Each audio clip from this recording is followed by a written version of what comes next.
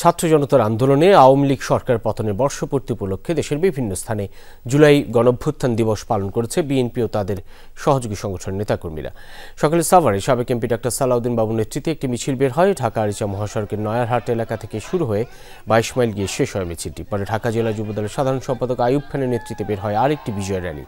সাভার থানা স্ট্যান্ড থেকে শুরু হয়ে রেডিও কলোনি এলাকায় গিয়ে শেষ হয় র্যালিটি। এছাড়া ঢাকা জেলা বিএনপি নেতা খন্দকার শাহ মাইনুল হোসেন বিল্টু মিছিল নিয়ে পৌর এলাকায় বিভিন্ন এলাকা প্রদক্ষিণ করেন। এই সময়ে বক্তারা দ্রুত নিরীহ ছাত্র জনতার উপর হামলাকারীদের দৃষ্টান্তমূলক শাস্তি দাবি করেন।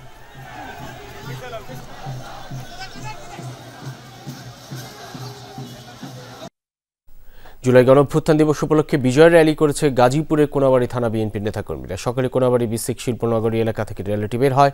কোনাবাড়ী থানা বিএনপির সভাপতি ইদ্রিস আলী সরকার এবং সাধারণ সম্পাদক বাবুল হোসেনের নেতৃত্বে ঢাকা টাঙ্গাইল মহাসড়ক প্রদক্ষিণ করে কোনাবাড়ী কেন্দ্রীয় মসজিদের সামনে গিয়ে শেষ হয় র্যালিটি।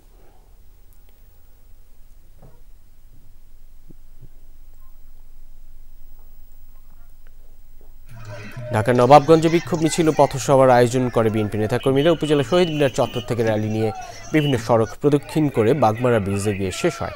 পরে উপজেলা পরিষদ চত্বরে পথসভা করেন উপজেলা বিএনপি নেতাকর্মীরা।